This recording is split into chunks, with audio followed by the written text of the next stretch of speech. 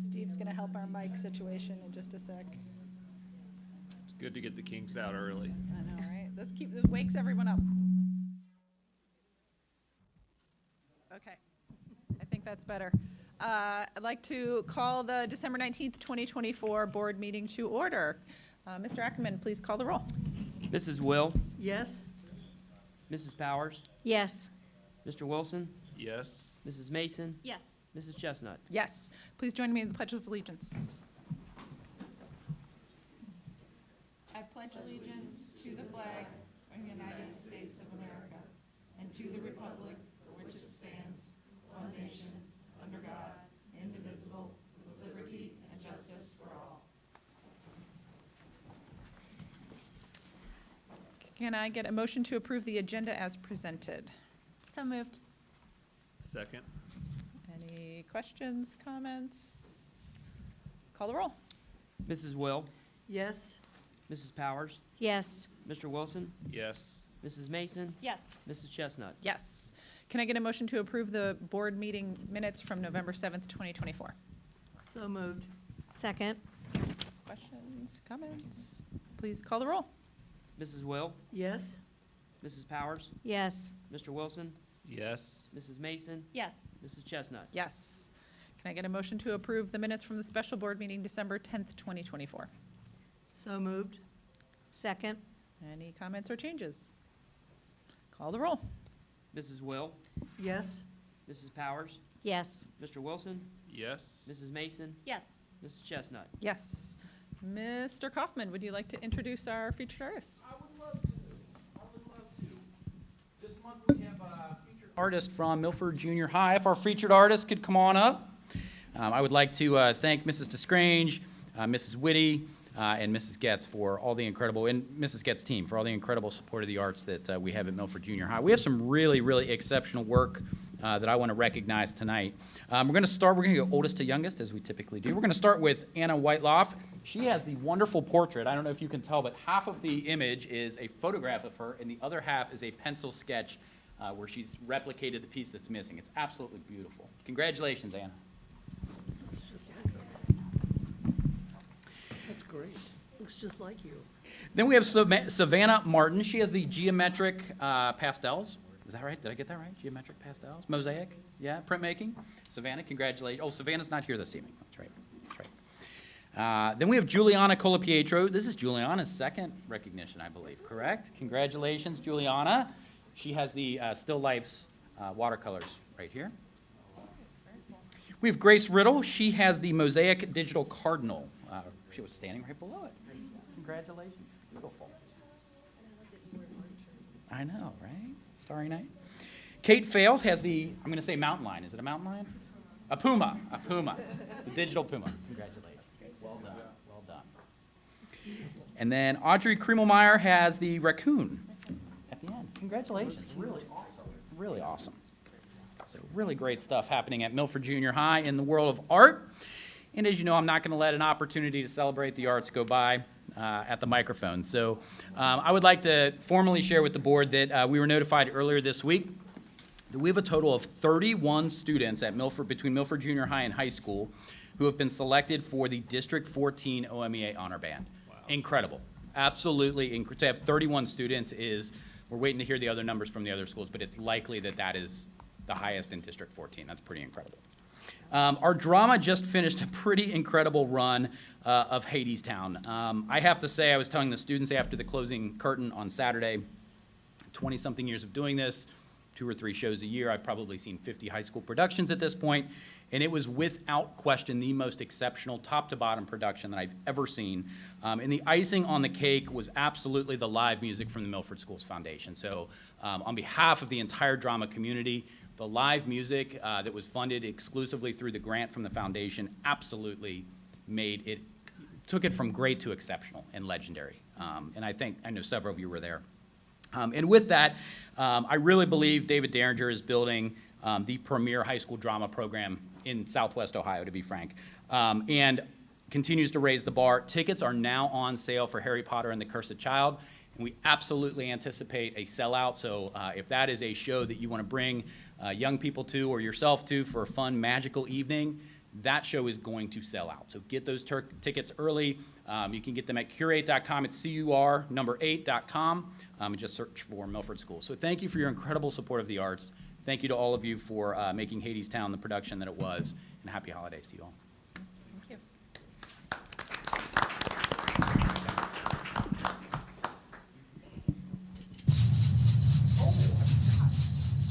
A little happy holidays from Milford Music.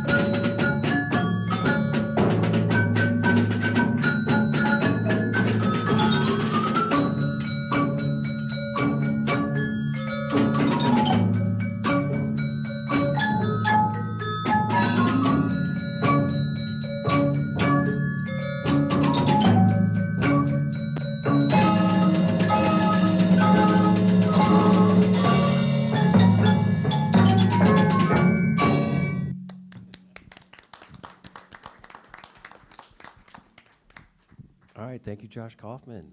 Next up, Misty Getz, Milford Junior High School, for some junior high happenings. Thank you. All right. Set my timer so I can keep track. First of all, I want to thank Mr. Tim Brewer for the wonderful slideshow of pictures that was playing when you were coming in and sitting down. He is just such a great person to have in our building, such a positive climate. He does these videos for staff teacher work days and just keeps us laughing, which is what we need sometimes. So he's just wonderful. So good evening, I'm Misty Getz. I'm the proud principal of Milford Junior High, soon to be Milford Middle School. Next slide, please. While we are very excited for the new building, we also want to reflect on the many memories, milestones, and connections that have been made within the walls of Milford Junior High, which was once Milford High School. For those of you kids in here, that your junior high used to be a high school. Mr. Jeff Johnson back there is a proud graduate of the high school when it was there. We had a wonderful event in August called Raid the Halls. We had hundreds of previous alumni from the classes between 1963 and 1989 tour the building to reminisce about the great times while attending high school in the building. I heard so many funny and heartwarming stories. We will hold another Raid the Halls on April 26, 2025. We also had a special event where our current students were able to leave their mark on the new building by signing a beam, a steel beam that was that's going to be placed in the new building. Next slide, please. The junior high was excited to receive the PBIS Bronze Award this year. We have made so many fun changes to our PBIS reward system, and the students are loving it. For this semester PBIS raffle, students turned in their SWAG, which stands for Students Who Achieve Greatness, cards for some awesome prizes from their teams of teachers and amazing PTA who donated prizes such as $100 cash and Kings Island passes. Next slide, please. Thanks to a generous contribution from the Milford Schools Foundation, we were able to implement the WEB program, which stands for Where Everybody Belongs.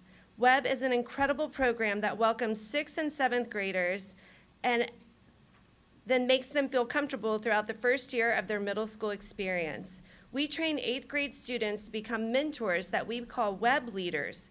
With this program, we are promoting positive mental health, increasing student achievement, enhancing character development, and creating an anti-bullying environment at our school. Next slide, please. Talent Time had its inception last year and was a huge success at the junior high.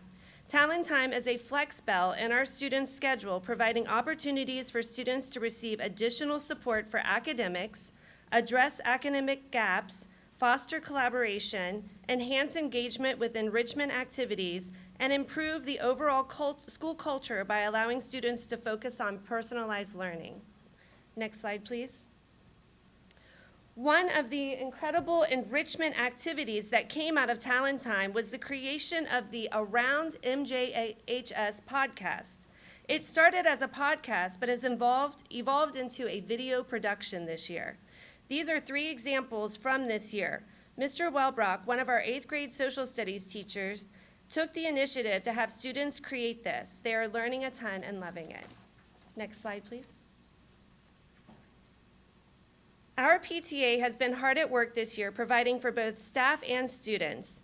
They raise money and then use it to support our staff and students. They help provide PBIS incentives, such as the new popcorn machine they provided us this year, and they provide many grants to teachers and conference meals during parent-teacher conferences, just to name a few. Next slide, please. Our athletic program at MJHS is phenomenal. This fall, we had a successful sports season with our girls volleyball team going undefeated 21-0. Our competition cheer finished first place in their division and middle school grand champions, and our 8th grade football team tied for first place in the ECC, just to name a few.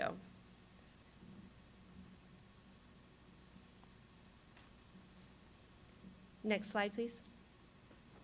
This year, we have also implemented Sources of Strength. Sources of Strength is an exceptional training and curriculum for youth utilizing a strength-based and upstream approach to mental health promotion and prevention of adverse outcomes like suicide, violence, bullying, and substance misuse.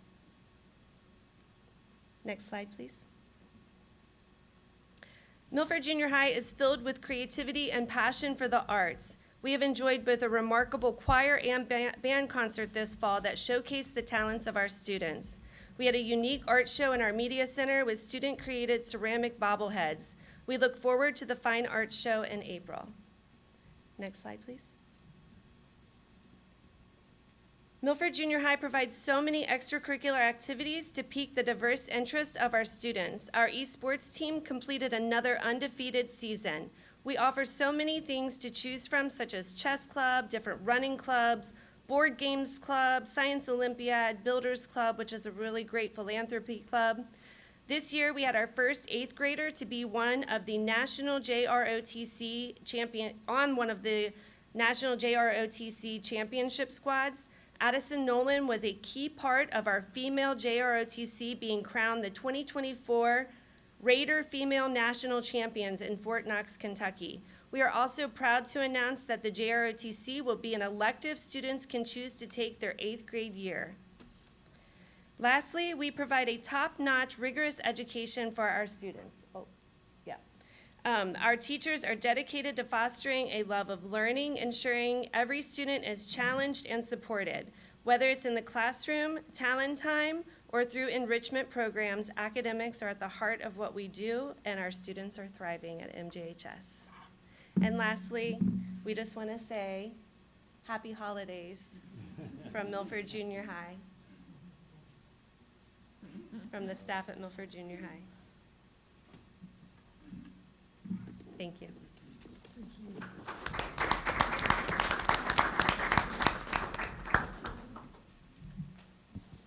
Misty, they let you get away from the podium with no questions. How about that? I don't think they have any. I was so excited that it was 6.5 minutes. I timed it. Oh, any questions about any of the slides? No, but I would just like to say that's a great achievement, the Junior High PBS Bronze Award. I think that's really great, and I'm so excited for programs like Sources of Strength and Where Everybody Belongs, because I think they really benefit our junior high community. Great. I'm going to put Liam on the spot. What do you think of our PBIS changes? Do you like the swag cards this year? Is it fun getting all the stamps and everything? Great. Wonderful. Thank you. Thank you, Misty Getz. All right, next up, Kelly Ellison, Coordinator of Student Services. Let's talk a little PBIS. I know. Good evening. Great lead-in, so thank you. I'm excited to be here tonight and share a little bit about our programming and what goes on here at the district level, as well as some of the buildings. You just heard a little bit about the junior high. So just to kind of kick off, you guys are aware of the Portrait of an Eagle, but when we talk about empathetic learners, that's really where this piece comes in. How can we tie in empathy and how we teach our kids every day? And then the strategic plan You can go to the next slide, or if you want me to click through, I don't mind, Steve. Is all about our culture goal and our learning environment. So we actually met last year as we were evaluating how we were doing on those goals as a district and tied in our PBIS efforts and other things happening around the district to meet those goals. So what is PBIS? So Positive Behavioral Supports and Interventions. As you heard a little bit about what's going on at the junior high, it's really a framework from the state, and it's research-based, and the most important thing is that little note at the bottom that it does not mean no discipline. We still discipline students per the code of conduct, but we also do a lot of reteaching. And we want to reteach behaviors so that they don't continue to happen time and time again, but that we have restorative conversations with kids. Maybe.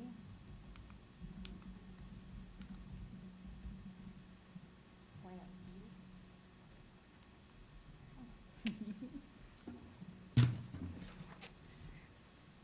So what's embedded in our schools, we have tried to create systems so that we're more consistent across the district, which has been a change and part of what our district leadership team is doing. So across the elementaries for acknowledgements, we have class dojos. You just heard about the junior high swag cards, and at the high school, they actually have certificates and rewards and drawings quarterly.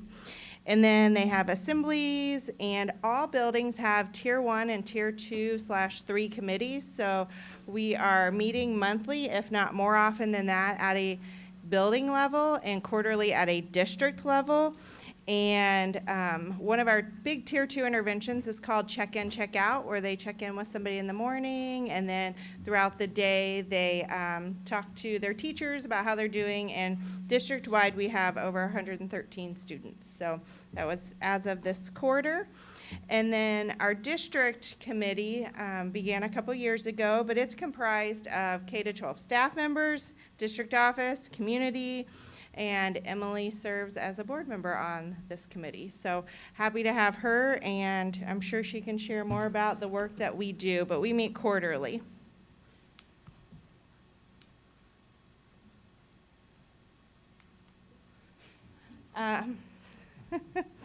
So these are the areas. I'm not going to go into them, but each community has created areas of focus around what areas that we're focused on. So responsible, respectful, resilient. You can see that across all the buildings are respectful and responsible, but those came from each of the buildings in the communities.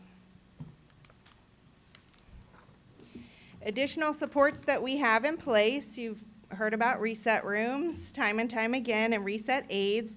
Just wanted to share a little bit about the importance behind them. You can see a graph, and when students see them, you can see 57% of the kids that go in there are back in class within 10 minutes. So what that means is that those aides that are in there, whoever's supporting that room at the time, they're able to regulate those children to where they can go back and learn.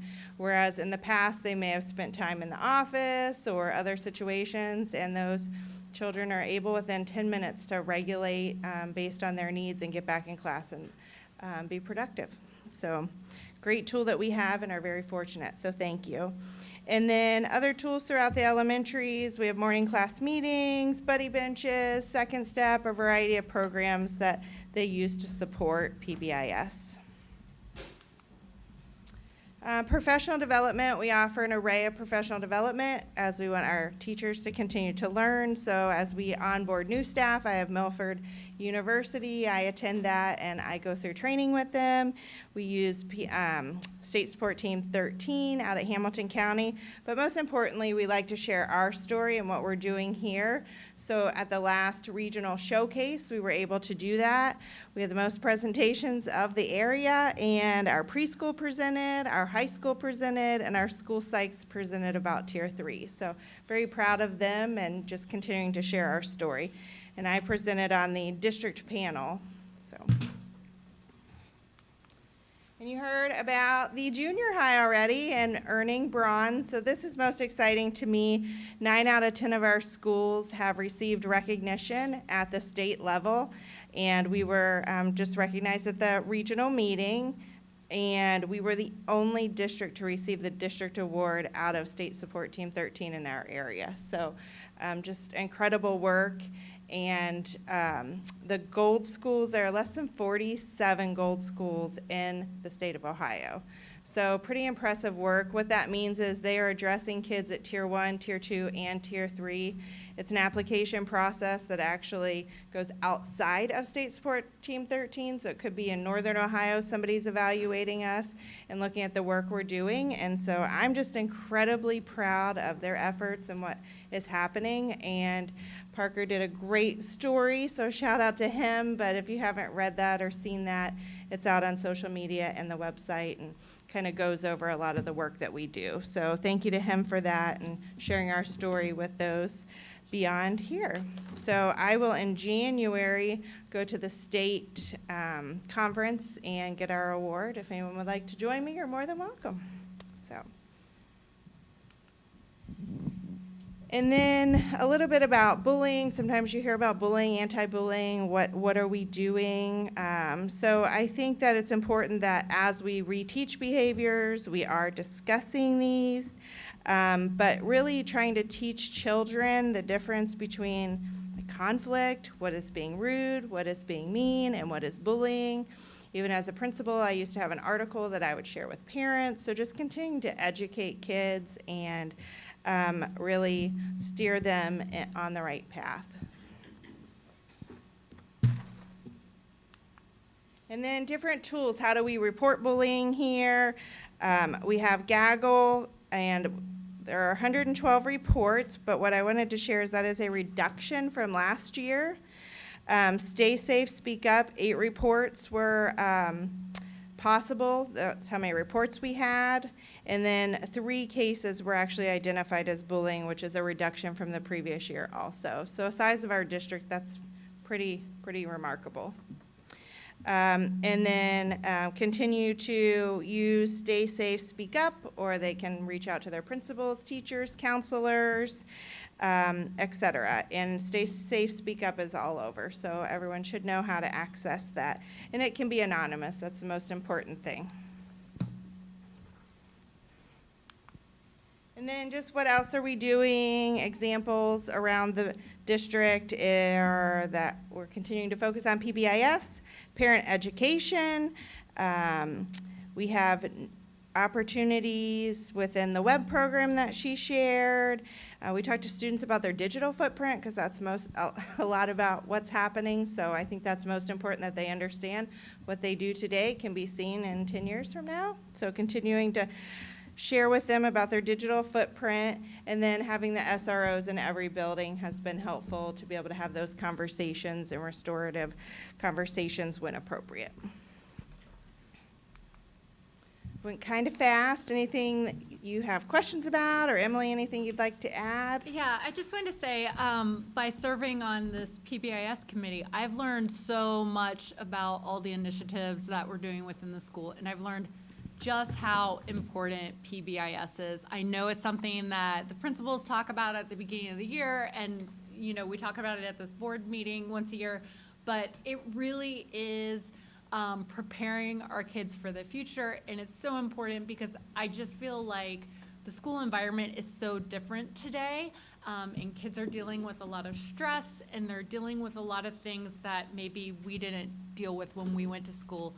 And PBIS is a very structured way to deal with that, and I just think that it's very important that we have these systems in place, and that the school as a district, school-wide, we're all doing the same thing, so that we have a plan to deal with all kinds of things, and that we're teaching our kids empathy, and that we're teaching them how to calm down when they're upset, and we're teaching them about how to deal with their other peers. This is really going to help them to be successful in their future careers and in their future life and all their relationships.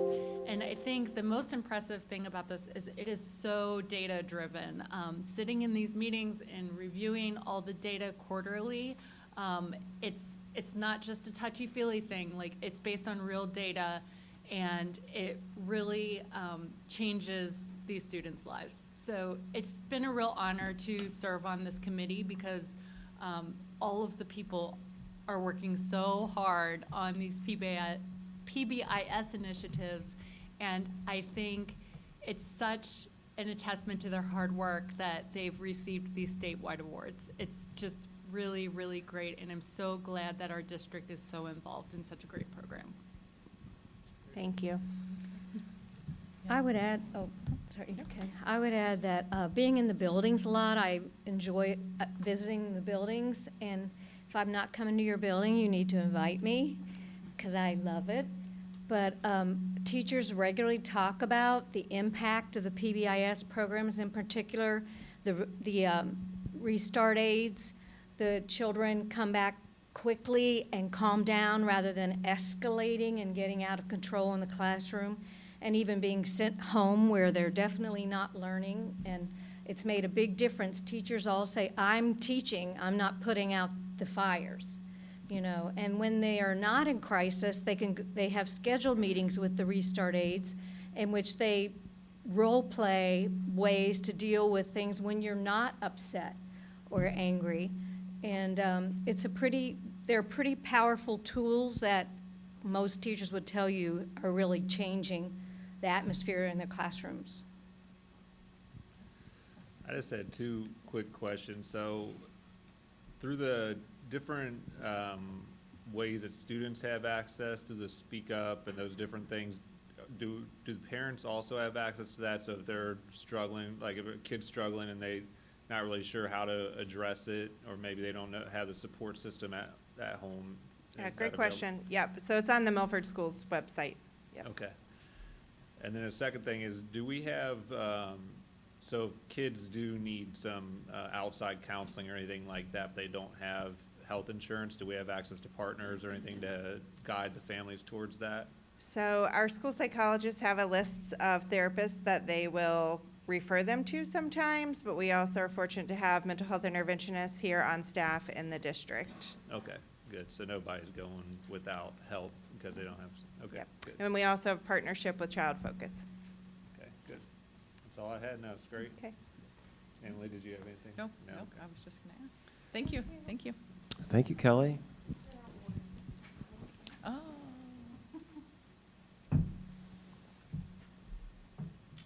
All right, President Chestnut, members of the board, I do have just one more quick presentation. It's just one slide. And let's go to the third slide, Steve. One slide, it better be a good one. It's a good one. It's a good One one. good one. So I just wanted to give a quick recap for everyone that at last Tuesday's board meeting, we did press pause on our transition to sister grade banded schools. We did increase all-day kindergarten to $5,000 for next school year. Also, our transportation is now going into the 25-26 school year will be reduced to the state minimums with a 2-mile eligibility, which means where the road meets your driveway to where the students are dropped off. That's how that is figured out. There'll be no high school 9 through 12 busing. It applies to all parochial schools, and that there could and will likely be a possible change in school start times specifically for the middle school and the high school. So it is very likely that the middle school students will be dropped earlier, and then high school students will come 30, 45 minutes later, et cetera.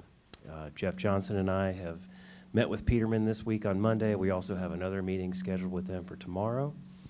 And once again, looking at reduction of our state minimum transportation, we are looking about a $750,000 savings as we dig a little bit deeper, but we will pinpoint that specifically with Peterman in the coming days. Also, going back up to the 2-mile eligibility, it is our hope to get that out as soon as possible, and by me saying as soon as possible, potentially tomorrow afternoon, but likely the first week of January or potentially even next week. But as soon as we can get that information out, we will release that piece to parents. And then also our pay-to-play increase. On that piece real Oh, quick, back John, to so on the- transportation, go ahead. On the 2-mile eligibility part, when you say we're gonna get it out, do they actually determine, what, so that's what we mean by getting it out, is so instead of Yep. people doing their own Yeah, instead of people research- having to do their own guesstimation, if you will, we're going to, Peterman's going to run that for us, and we will have a list of eligible and non-eligible addresses. Okay, good, all right. And then pay-to-play increase, all fees were doubled, and also a reminder of our separate $25 one-time activity fee, and it does remove that tiered pay system from October. And that's it. That's my recap. Any questions? Transportation questions. Will the stoplight be in by the start of the school year? Jeff and I just had a conversation about that. So the Claremont County TID is working on that. It's going to be close to August 13. It's going to be close. Okay. It will be in August. We are hoping that the traffic light will be done, obviously, prior to school starting because we really need it.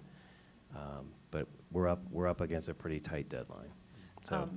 Sort of along the same lines, is there going to be a need for crossing guards, or do we provide any of that? Because I imagine, especially for the kids within that 2-mile radius that might potentially be able to walk, but they have a road. We could certainly look into that, but that would be an expense for us to take on, to hire a crossing guard, if you will. Okay. Yes. And then as far as the staggered start times for the junior high and high school, will there be space for students to hang out before after school? I imagine there will be a lot of families like mine who have both junior high and high school kids that we now need to transport some of them. Will there be a space for kids who are shared families like that? Yes. We're going to work with Dr. Arnold and Mrs. Getz because it'll affect both of them on either end. Yep. And so we'll work with them to discuss what those spaces look like and how we can make that happen. Okay. Yes. And I assume parameters for families, it's not like the extended day programs at the elementaries. They're not staffed, they're not necessarily Correct. paying for it, but I think then that also turns into a privilege, right? That if it's not going well, we can, because of behavior. Yeah, I think that what we, the intent would be that if my ride is a high schooler, that I'm gonna, it's 30 minutes, let's say, or 45 minutes, and then I'm out. It's not, I'm here till 6 All o'clock. day. Yep. Yep. Yep, fair enough. And then not explicitly mentioned there, but we have not made any votes to put on the ballot for May, which therefore implies we are not on the ballot for May. We would have to take action for that. So I know the board members, I think we all kind of understood that, but I wanted to make sure that was clear for the community. We are not on the ballot in May. That's part of these changes were that we can pause, we can reevaluate. We do need to come back to the ballot. It just won't be May. Yeah, I mean, May won't give us enough time to get through the performance audit and all that sort of stuff. Right. So we'll be, we'll just kind of have to see how that goes once we get a timeline on that. Yep. And I will say one more thing about transportation. It's already been put into gears. I'm one of the affected families. I have twin 9th graders. So, what's that look like next year? They're not driving. I'll have a 7th grader. So this is something I know that impacts a lot of families, and we want to recognize that. And we also hope that the community comes together and finds neighbors and carpools and that sort of stuff, because it's happened before. It's not ideal, but we'll get through it. I would point out that we all have been hearing from people that were unanimously, for me at least, thankful and supportive of us deferring the decision to cancel the move to a grade band school. And I also was told that some people were, were upset because we didn't follow all 3 cuts. But I would like to point out that, just in case you didn't watch the last meeting, that band and, not band, sorry, busing minimum standards and pay-to-play increases They are integral and super important to the education of our students, but they aren't directly tied to instruction and achievement, and that's what we're in the business of doing. So it made more sense to take these painful cuts in something that's not directly tied to instruction. Changing our entire system of elementary schools is definitely going to have an impact on instruction. So that's why we decided to take this little bit of time we have and pause that decision. So tell your neighbors. I also think the audit is particularly helpful, both the internal and external audit, which, especially now that we have Mr. Ackerman as our new treasurer, it will give us time to really pause and think about what is right for the situation and how can we be most fiscally responsible. And I wanted to circle back to pay-to-play increase, all fees double. That's also no caps on the number of sports, right? Correct, there is no cap. Any other questions? And this presentation or information is available on the website. If people have questions, if they want to talk to their neighbors, you can find this information on the website as well. Anything else? Mr. Spicer, was that all you had? That's it. For now? One slide. Okay. Okay, we come to our first public commentary. Mr. Ackerman, did anybody turn in? the I have green nothing. stuff? Okay. They're due at the start of the meeting. I got here later. That's okay. Organizational board meeting. We are setting the meeting for, we have to meet organizational-wise to do everything for next year. So we have that meeting set for January 6, 2025 at 4 o'clock. That is a Monday. Usually we do the Thursdays, but that's the second, I think it's a lot of holidays. So before we take action, can we discuss this before we take action, Mr. Ackerman? Yes. Okay, so does that Monday work for folks? We have, I think, until the 10th of the month or something. We have a little bit of wiggle room if we need it, 15 days. 15 days. But if the Monday, the 6th, 4 o'clock, It's fine. Fine for me. we're good? Okay. Can I get a motion to set the organizational meeting for Monday, January 6, 2025 at 4 PM here in this building? So moved. Second. First, okay. Any questions? So I know we've never done this before, but I've had questions from people. Is this meeting going to be broadcast? I know it usually isn't. Actually, Jen Schaefer reached out today to ask if we wanted to broadcast, and I said yes. So we will, she's reached out to ICRC, assuming they aren't booked, they should be able to get us a resource here, so it will be. Great. Yep. There better be a lot of people tuning in. I know, it's so interesting. I think there's also, is a tax meeting part of this one too? That, or is that a different time one? Yeah. Okay, that'll be a different exciting meeting. Do you want to give any little information on organizational meeting for people who don't know the difference between it and other meetings? Sure, yes. So the organizational meeting happens within the first 15 days of the year because the terms that we have right now as president and vice president expire December 31st. So we don't, the next item up is the appointment of a pro tem for that meeting. So we need to set somebody as president so they can open the meeting. We will then have our discussion. At that meeting, we will do things like, there's a whole bunch of things we have to approve every year, like our lawyer of record and who's our tax. There's a couple things that we assign to the treasurer for being our point of, for tax trainings and records, that sort of thing. We also will set the committee meetings, what committees, each board member serves on committees. We'll set those, we'll set the times. So all of that sort of stuff. So as the name sort of implies, it's the organizational meeting for the year, kind of get everything set up. Did I miss anything? Any highlights, Mr. Wilson? Sounds good. Okay, No. perfect. Mr. Ackerman, call the roll. Mrs. Will, Yes. Mrs. Powers, Yes. Mr. Wilson, Yes. Mrs. Mason, Yes. Mrs. Chestnut. Yes. I need to, we need to appoint, as I just mentioned, a board member to be president pro tem. This person will open the board meeting, this organizational meeting, and will lead it until we determine who we vote in a president for next year. Do I have- I nominate Emily Chestnut, if you would Yes, I would- accept that. Yes, I would be willing to open the meeting. I second it. Okay, we have a motion and a second. Questions, comments? Okay. Call the roll. Mrs. Will, Yes. Mrs. Powers, Yes. Mr. Wilson, Yes. Mrs. Mason, Yes. Mrs. Chestnut. Yes. Mr. Ackerman, it's still you. Treasurer report. Can I get a motion to approve the treasurer's report as presented? So moved? Second?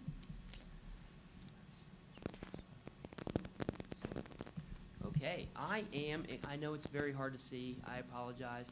I am extremely excited to show you the financial situation of the district as of 11/30, Nice. 2024. It's been a tough 6 weeks because we had a lot of catching up to do, but I can proudly say that we have closed the month of September, we have closed the month of October, and we are 95% completed with the month of November. That's awesome. Nice. So what you see up there right now is actually the cash reconciliation for September. What this is this is balancing your operating account in your banks, which is Fifth Third, with the accounting system and state software.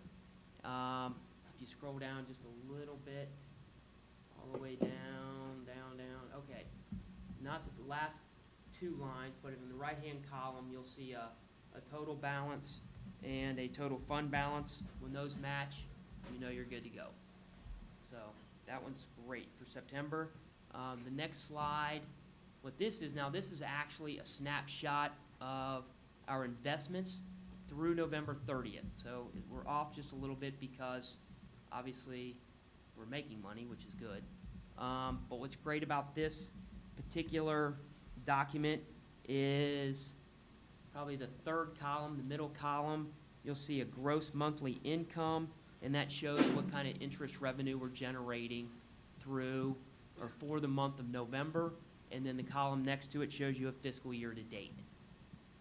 And as of now, just the month of November alone, we were able to earn $192,000.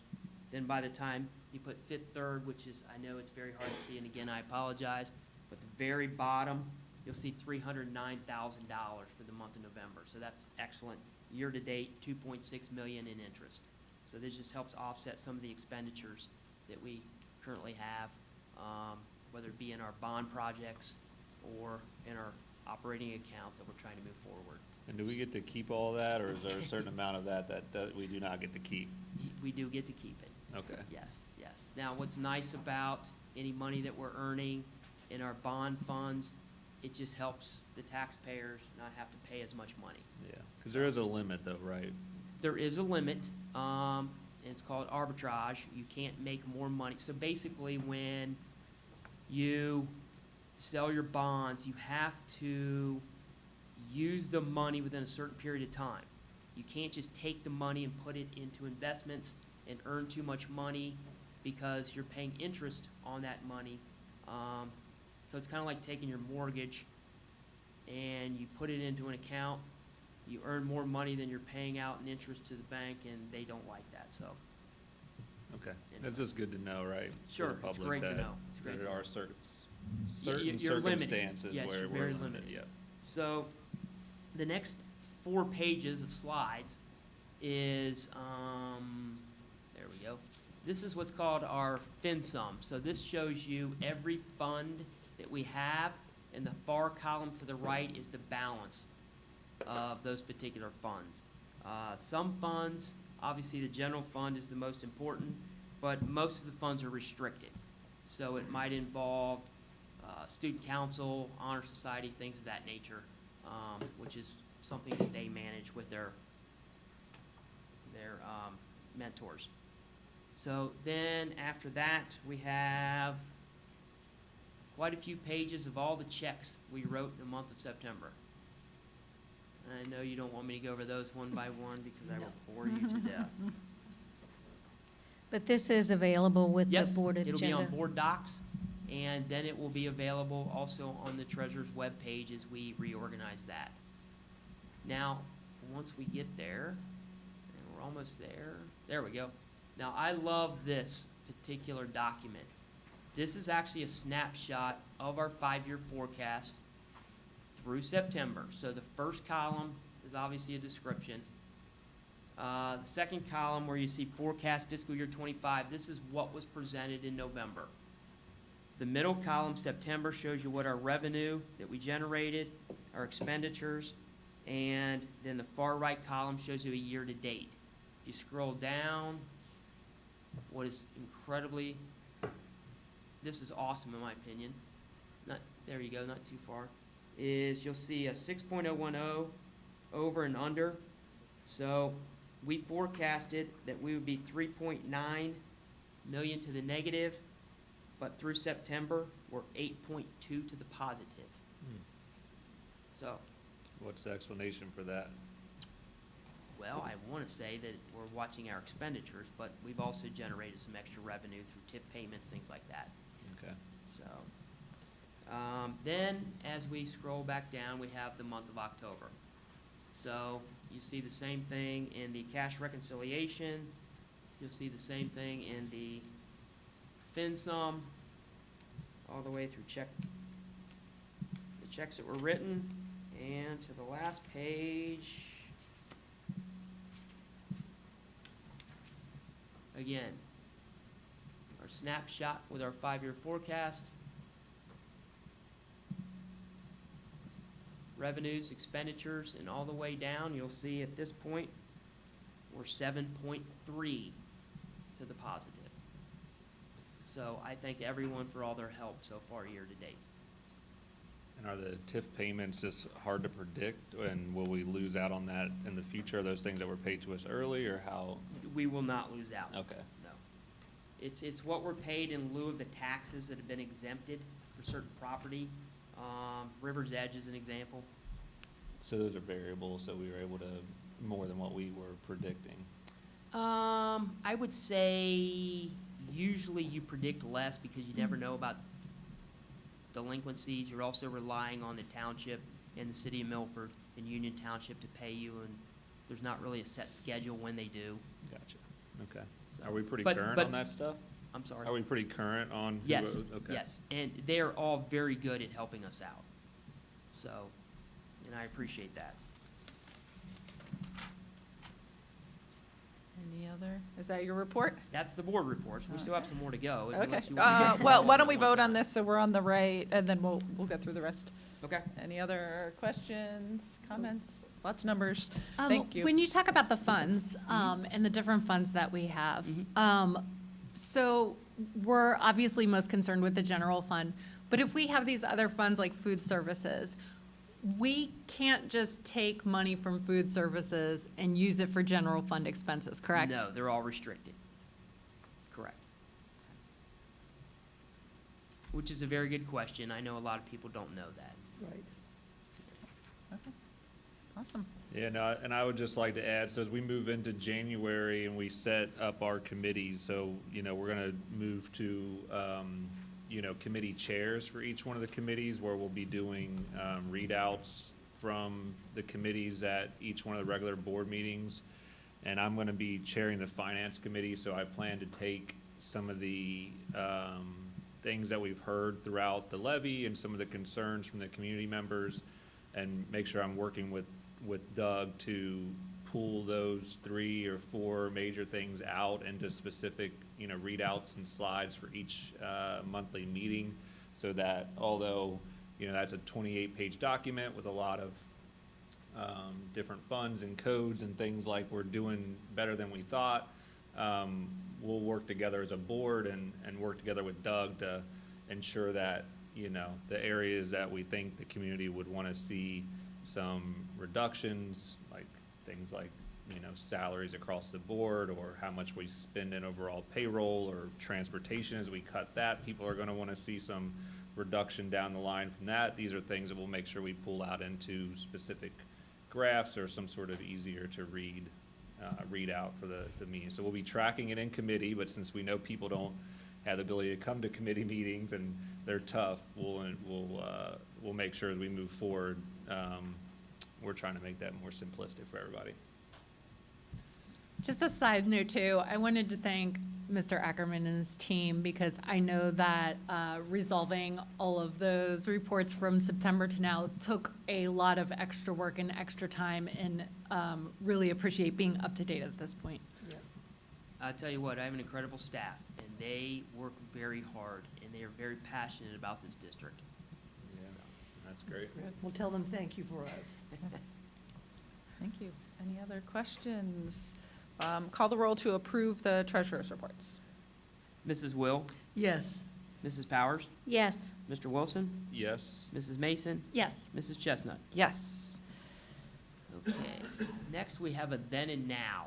Now, a then and now, this particular then and now is tied to the construction project. And it's just something that, how it works is you'll have certain fees that you have to pay the bank for the money that you're borrowing. And how a then and now works is at the beginning of the year, you don't have purchase orders set up and they send you an invoice. So you're required to pay it, it just means you're paying it before you actually get the purchase order set up. So it needs to come to the board for approval. Okay. Can I get a motion to approve the then and now as listed? So moved. Second? Any questions, comments? These pop up throughout the year, change of Yes, systems, yes. closing POs, so Yeah. that's. Once you get the year started, and we start July 1, just so people understand, it's very common, July 1. This in particular, again, we're catching up on a few months, so Yep. we're bringing it to you late. Okay. No questions, call the roll. Mrs. Will, Yes. Mrs. Powers, Yes. Mr. Wilson, Yes. Mrs. Mason, Yes. Mrs. Chestnut. Yes. This next one, it says vendor approvals, but it says information. Do you want us to take action, or are you just sharing? No, I do want you to Okay, take action. okay. What I like to do is all new vendors that the district uses, I bring to the board for approval. Okay. So that we're being totally transparent with anybody that we're sending money. Writing a check to. So. Okay. Can I get a motion to approve the vendor list as presented? So moved. Second? Does this mean we've actually paid these people, or we just want them in our process. system? They're in the process. Okay, we have some work with them of some Yeah. sort. Okay. We're very fortunate that we use a company called Bonefish that actually checks all these vendors to make sure that they're legitimate. And if anything, if a flag comes up, then they're pulled out. Okay. So, Great. Any other questions, comments? Call the roll. Mrs. Will, Yes. Mrs. Powers, Yes. Mr. Wilson, Yes. Mrs. Mason, Yes. Mrs. Chestnut. Yes. Can I get a motion to approve the contract as presented? So moved. Second. Questions? All right, now this contract, I believe, is Food service, food service. Food service. Right to school? right at school? Yes, Right at right at school. Excuse me. Food service. Yes, we're feeding children breakfast. Yep, So, that's good. And what that means is I like to bring contracts, not only to the finance committee, but to the board for approval. Okay. So, Absolutely. Questions, comments? Call the roll. Mrs. Will, Yes. Mrs. Powers, Yes. Mr. Wilson, Yes. Mrs. Mason, Yes. Mrs. Chestnut. Yes. Can I get a motion to approve the donations as listed? So moved. Second? This, I would like to take a minute to thank all of these folks for donating. Dave Miranda, $20,000 towards the Miranda Sports Complex. Dave Miranda, $1,000 to the arts. Michael Lirenman, $500 to food service negative balances. Anonymous, $278 for Meadowview lunches. And McCormick Elementary with the big one, playground upgrades for $78,000, almost $79,000. I know we say it all the time, but our PTOs and PTAs are so important to our schools, and especially when it comes to things like playground equipment, which we really couldn't have in our budget. So they really provide these really essential things for our students, and they help out our teachers with things like meals during conferences and things like that. So we're very, very appreciative to them. Yeah, I mean, on that, this is fantastic. Obviously, thank you to everybody that's on this list, but on the PTO, PTA, topic, I was over at Pattison today working the Santa workshop with the kids, and that's all put together by the, PTA of Pattison, and just listening to the work they go through to make sure there's items there for the kids to purchase, and staffing that and volunteering and the work that goes into that, and then being there while the kids come through and buying the little trinkets and things like that for people, and getting to wrap them and putting the names on them and coloring and all that stuff. It's just so fun for the kids, right? And if they're not putting that together, it's not happening. And I reminded them of that, because I reminded them to make sure that when they go out looking for volunteers, that they do remind the community that things like the carnivals, things like the Santa workshop, the breakfasts with Santa, things like this are all put on by volunteers. So, the administration doesn't work on those things. So if they reach out for volunteers and people don't volunteer, those are things that could eventually, go away. So just make sure that when your PTO or your PTA is reaching out to you, if there's a chance for you to, volunteer for 30 minutes or whatever it might be, it's very crucial to keeping all of those fun things going for students to go for year over year. But I mean, that's a huge success for them on the playground upgrades over there. So, all right, Yes. that's great. And a Thank Gaga you. pit. My kids love those Gaga pits. Yeah. Okay, any other comments on the donations? Call the roll. Mrs. Will, Yes. Mrs. Powers, Yes. Mr. Wilson, Yes. Mrs. Mason, Yes. Mrs. Chestnut. Yes. Superintendent's business, we've got a first reading of a policy. Yes, we do. Two So we have policies. JEDC and BDC as a first reading. We'll bring those back next month for approval. Item number 2, we do have a regulation for your approval. It is our rate schedule for rentals. So we are asking for approval of KGR. Can I get a motion to approve the KGR rate schedule? So moved. Second.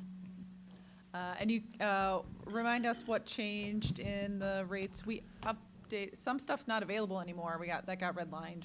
Yeah, so we have some of those. While Jeff's walking up, and potentially Josh to give some detail, I think it's important, these rates, rental rates, these are, one example would be our field turf. We have a field turf fund line item. All those rentals go into that, that will eventually help replace the field turf. So, Jeff. Really, these changes reflect changes in the facilities that we have ability to rent. So we took out the Robbins building, we added the Miranda Sports Complex. That's really mostly what this is. The board approved changes to the auditorium, I think 2 months ago, maybe. With the renovated auditorium, but we no longer have, some of those facilities to rent out. We added some of the new facilities we have. So that's really what this update is. We also put in there, we projected out to next year with the main gym and the auxiliary gym and the middle school. So that is in this new regulation, so we won't have to do that, in 8 or 9 months. Yep, we know it's coming. Awesome. Any other questions, comments? Call the roll. Mrs. Will, Yes. Mrs. Powers, Yes. Mr. Wilson, Yes. Mrs. Mason, Yes. Mrs. Chestnut. One more item for approval in the superintendent's business. Can I get a motion to approve the Milford Athletic Alumni Foundation? So moved. Second. Mr. Spicer, can you tell us a little bit about this? Yes, so Aaron Zupka and some others have formed this alumni association. I just want to read the mission statement for folks. Is dedicated to fostering a lifelong connection among alumni through our shared passion for sports and community. We aim to support and enhance the athletic programs of Milford High School by providing resources, promoting engagement, and celebrating the achievements of our past and present athletes. By uniting our alumni network, we strive to create opportunities for mentorship, collaboration, and continued growth, ensuring that the spirit of Milford athletics thrives for generations to come. And I also know that Aaron Zupka, our athletic director, is going to be meeting with the Milford Schools Foundation just to make sure that there's cohesion and a great working relationship. So I know that will take place in January. Awesome. I really appreciate Mr. Zupko's work in bringing this together. As we look towards funding the future, I think we hear a lot about athletics, and so this will enable the boosters to focus on scholarships and hopefully a foundation to do bigger things. Yeah, Mr. Zupka came to our committee meeting and talked to us about this, and he talked about how this can be more far-reaching and really aims to go like beyond our local area to reach out to those athletes who have moved away from the area and still want a connection through their athletics and still appreciate everything that Milford did for them. So I think this is a really, really great thing. Awesome. Is that what makes us different than a booster program, is just the far-reaching aspect of it? Yeah, it would be, you know, your athletic boosters is more directly towards the student athletes currently here, and I think that this has a broader perspective. Gotcha. Okay, no, that's awesome. And Mr. Zupko talked about things like when they did fundraising for Charity Lucas, they'd like to update the bathrooms, perhaps put some locker rooms. Like, that's a big project. So the schools or the Alumni Foundation, the athletic company, could fundraise towards a big building foundation, because I don't know that the boosters will ever be able to, get something that large. Structure is different. Yep. Okay, that's awesome. And I did want to point out, this is not replacing the Milford Schools Foundation. Our focus is on the academic, primarily on the academic area. And so we're looking forward to working together with this new foundation and support each other. Yeah, brains and brawn. Yep. Just kidding. Okay. We need a motion. We have a motion. We need a vote. Can you call the roll? Mrs. Will, Yes? Mrs. Powers, Yes. Mr. Wilson, Yes. Mrs. Mason, Yes. Mrs. Chestnut. Yes. And Mr. Spicer, the other. Thank you, President Chestnut, members of the board. I did ask Mr. Daniels if he could give us a brief updating on kindergarten registration with our changes from last week. Mr. Paul Daniels, Chief Academic Officer. All right, well, I want to thank John, Jenny, Parker, Cindy Lyons, and Lisa Hare. We've had to restart and recreate what we normally have in about a week. So we met earlier this week, re-envisioned and got all our kindergarten work back on track for the class of 2038. In terms of, we normally do this work in November. So we were able to rescale up together, as well as meet with our principals virtually this week to go over selecting a new community date. And then Parker, of course, will have all of this live on the website relatively shortly. So we will be able to meet our regular registration timeline that usually runs through the first business day of February to the last business day of March. So we're within our time frame. Our kindergarten community meeting will happen January 27th, 2025, 6 p.m. at Mulberry Elementary. We will go over just sort of what is the difference between half day and all day, the lottery process, early entrance, and other items. And then principals will come and break out and have time with parents who have questions about the individual buildings. And then families can still indicate whether they would like to apply for a scholarship or leaving that on the application as we continue internally to pursue alternate funding sources, both some that are from the federal government like Title. Mrs. Berkeley talks a lot about that. And then reaching out to partners in the area who may be able to support scholarships. And district social media and website will be updated to reflect our timelines and the community event information. If you have questions, your best point of contact is Cindy Lyons. She's our district central registrar. This is her information, and I just want to be clear, social media has this a little wrong. We are offering both models. And we do have families who love half-day kindergarten. It has nothing to do with tuition.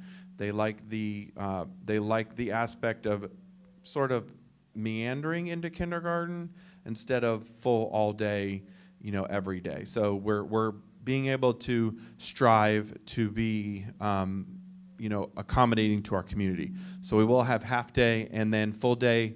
It does have tuition because it's not state funded. So everything will be updated on the website. We'll be able to reflect the information up here as well as early entrance. We will have a slide on there about what does it mean to be kindergarten ready, some information online, and enrollment information. And we look forward to welcoming the class of 2038. That sounds like a really far way off.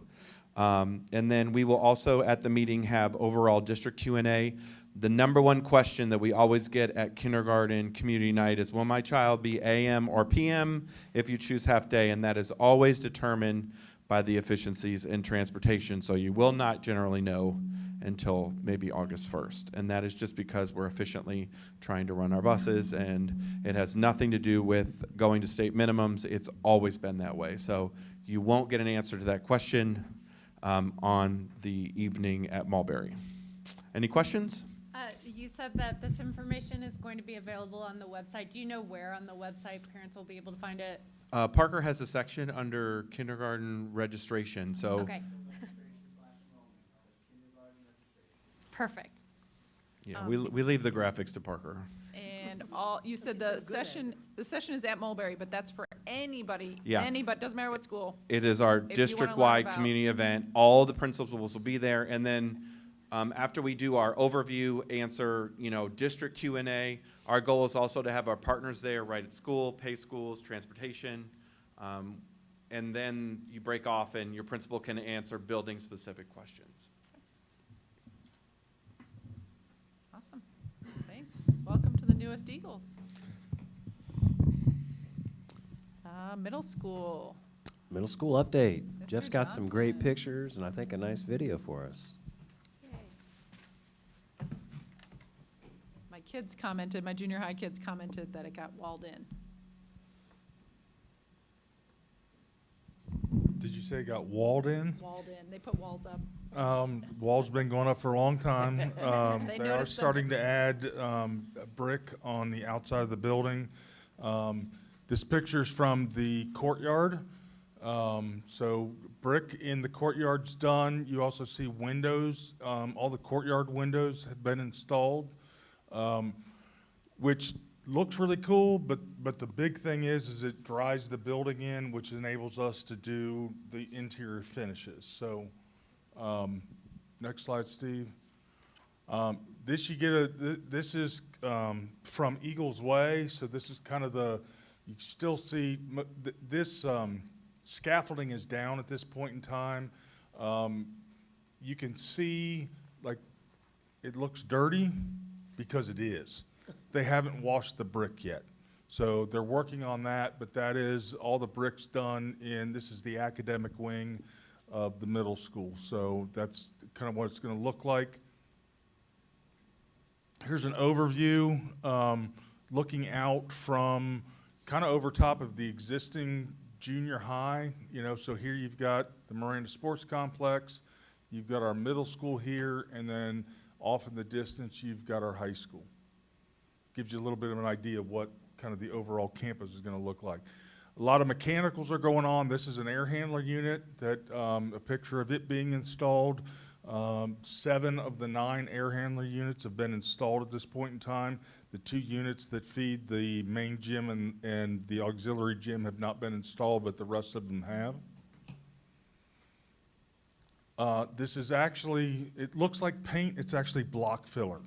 So on the first floor in the academic wing, they've started the painting process. So they put in a block filler. So when you've got the masonry, it's kind of a thicker paint that kind of fills in, you've got pores and stuff like that in masonry.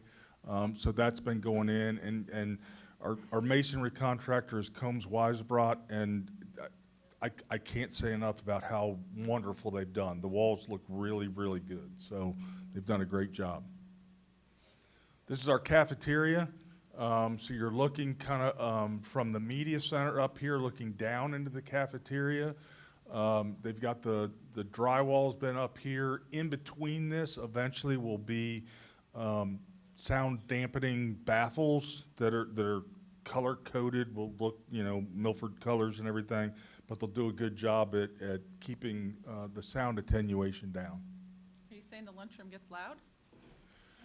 The lunchroom does get very loud. One of the things, you know, if you go into the current junior high, I know Miss Getz, I don't think is here anymore, but the current cafeteria has like maybe 9-foot ceilings.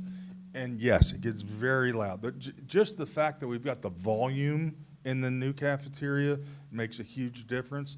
But the plan is in that cafeteria, it's big enough that we will be able to serve 500 and I think 40 kids at a time. So we'll be able to get all through. We'll have 3 lunches that'll go through there is the plan.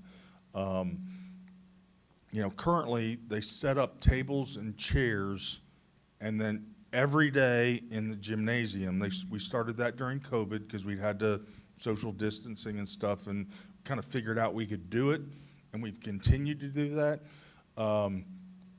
But if you also walk in and look at the gym floor right now, you can tell that we set up tables and chairs every day.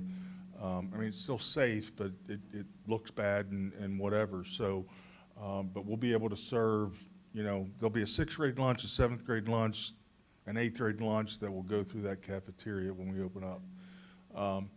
This is a picture. I just wanted to point it out and kind of give a shout out to our construction manager, Conger.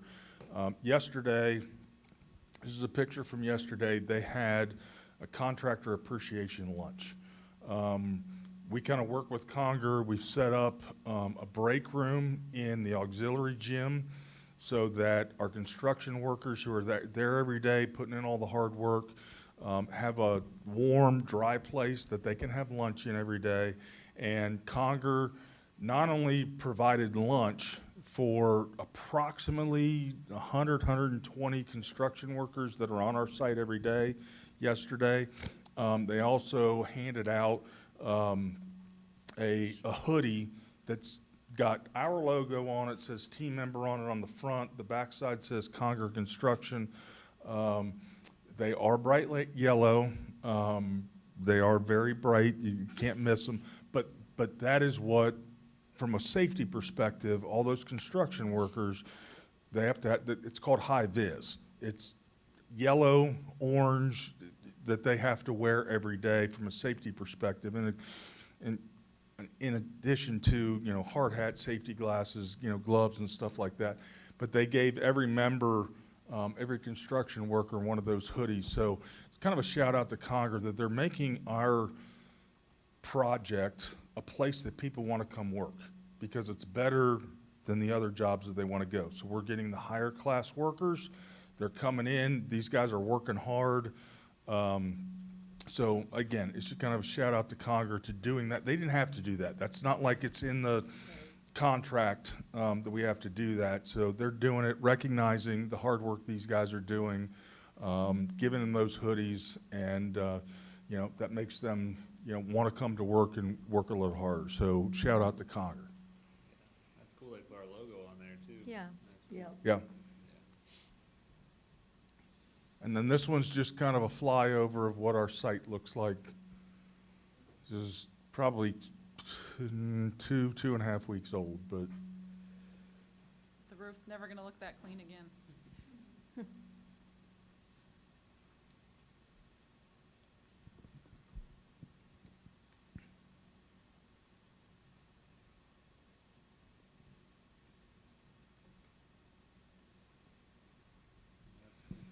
so things are going well. We're probably, I would say, 90 to 90% dried in from a roofing perspective.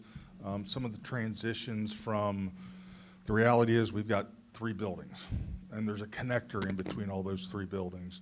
Some of those connectors, we've still got some detail work to do, so there's still some water coming in, you know, in the corridors. But we're basically 90 to 95% dried in. The window installation's ongoing. So when we get cold days, we get rain, we get whatever, I'm not going to say there's not any impact on the project, but the impact is relatively minimal. But things are going well. We're currently with the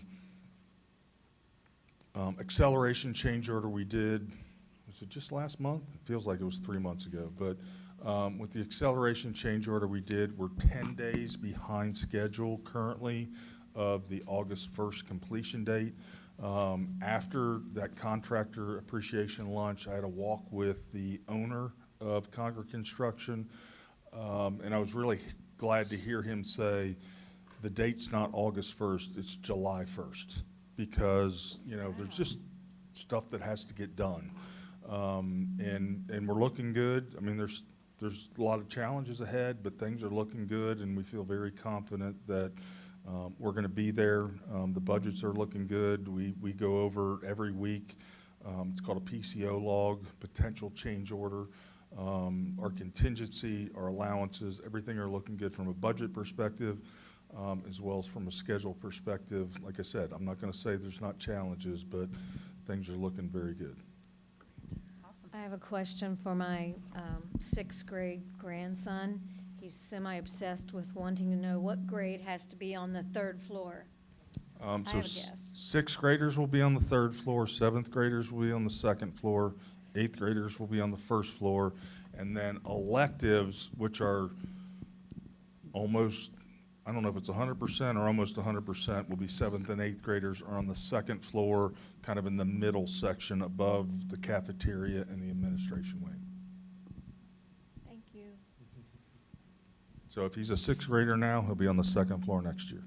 I told him he was going to be in the middle either way. Great. No more questions? Okay, thanks, Jeff. Thanks, Jim. Human resources, is all of human resources consent? Yes. Okay. Human resources, business, items G1 through G5. Can I get a motion to approve? So moved. Second. Okay.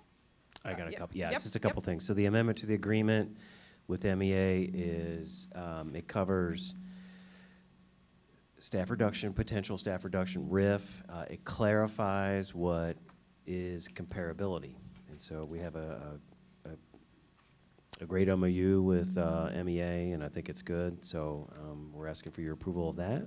Also, under certified, we have 5 staff members retiring. So Cynthia Bachman, 23 years with the district. Denise Baum, 20 years with the district. Gabrielle Downey, 32 years with the district. Amy Steinley, 23 years with the district. And Lisa Vanoggs, 28 years of service with the district. So congratulations. 126, I added that. Yeah, congratulations to those wonderful teachers and their And that is a list retirement. of 5 outstanding Yeah. teachers that have done very much for the district. It's a shame to lose them, but I'm happy for them. Yeah, very happy. Can I for them. add a comment that's Yeah. sort of related? Yesterday, I got to go to the high school to watch the faculty meeting that turned into a surprise retirement party for Vicki Parker, the administrative assistant to the principal. And the accolades and memories that people shared there were so touching and so wonderful. I know she didn't like having the attention, you know, but I was just so proud of her. She is my cousin, in full disclosure. But she comes from very sweet parents, and all I could think was they would be so proud to know how much impact she had on the teachers and students at the high school. You were surely crying. I was surely crying. Don't call me Shirley. I believe they called her Mrs. Milford yesterday. Yes, they did. Yeah, that's great. That's awesome. How many years was she here? 20-something. 28, Yeah. 27, 28. We did that last month. Yep, I remember seeing it. Awesome. Any other comments? That's it. Any questions from the board? Okay. Mr. Ackerman, can you call the roll? Mrs. Will, Yes? Mrs. Powers, Yes. Mr. Wilson, Yes. Mrs. Mason, Yes. Mrs. Chestnut. Yes. Can I get approval for curriculum pay as listed? So moved. Second? Second. There's one. Any questions? Okay, call the roll. Mrs. Will, Yes. Mrs. Powers, Yes. Mr. Wilson, Yes. Mrs. Mason, Yes. Mrs. Chestnut. Yes. Can I get a motion to approve the Milford Middle School furnishings, cafeteria tables. So moved. Second. Mr. Johnson, where's this money coming from? We broke out the cafeteria furniture. 90% of it's cafeteria tables, but we got some booths and a couple of other things that will go into the cafeteria for two reasons. One, that furniture is a longer lead item than classroom furniture, office furniture. The other reason is that we're funding this bid package, if you will, out of our food service dollars. So we have a surplus in our food service account, and we wanted to look at, how do we save money in the middle school budget? One of the things that we could leverage some of our food service dollars is to purchase this. So this is approval. This will actually be a contract, a purchase order with Conger Construction that is outside of our middle school GMP. We'll write, you guys approve it, assumingly, and we will write a purchase order, and we'll get that on order. So we're actually spending our food service surplus dollars to purchase this, rather than taking out of the bond dollars that we've got on the middle school project. Yeah. Awesome, thank you for being creative with how we can spend those funds that are very specific about. This doesn't put their budget at risk or anything for next year? No, sir. Okay. Okay. All right. Sounds Awesome. good. Any other questions, comments? Call the roll. Mrs. Will, Yes. Mrs. Powers, Yes. Mr. Wilson, Yes. Mrs. Mason, Yes. Mrs. Chestnut. Yes. And that brings us to almost the commencement of the meeting. We didn't have any second, okay. For public participation. So as a reminder, public participation, green forms are due before the meeting starts. Now comes to our discussion. Who has, Mr. Spicer, would you like? I would just say, Mrs. Linville, I know that you came afterwards, but if you'd like to talk to us afterwards, we'd be happy to have a conversation with you.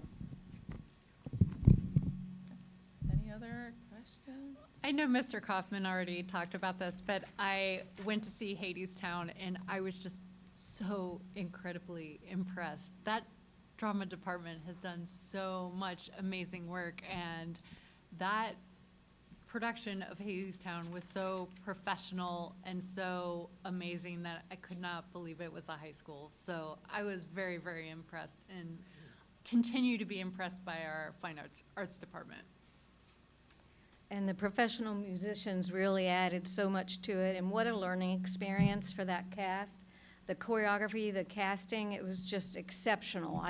I've never seen anything like it in all my years, including when I was in musicals in the 70s. But I wanted to add, though, related to that, you heard earlier in the meeting about the foundation paid the $5,000 for the professional musicians, and the foundation was also mentioned by the junior high principal, Misty Getz, about the web program that the foundation funded. Last year, Milford Schools Foundation gave out 10 $5,000 scholarships to Milford students. And we also give out a lot of grants for teachers for things in their classroom. I know Mary Ann was a founding member of the Milford School Foundation. Well, I was going to say that Uncle next. and his mom were really the founding. They called me and asked me to join. Yes. They were the ones that really started it. I was going to say that. But I would just want to remind you, if you are at the end of the year and needing to find donations, the foundation would just Raise be our hand. very, very grateful to do that. I'm a new member, and I love working at the foundation. I'm really proud to be a member. Thank you. You're welcome. Any other board members, comments? My kids are ready for the break. I know, they're counting the days down. Awesome. Our next meeting is scheduled as the organizational meeting for Monday, January 6, 2025, 4:00 p.m., different time than we usually start, right here in this room, 1099 State Route 131, Milford, Ohio, 45150. And can I get a motion to adjourn? So moved. Second, Call the roll. Mrs. Will, yes. Mrs. Powers, Yes. Mr. Wilson, Yes. Mrs. Mason, Yes. Mrs. Chestnut. Yes, thank you.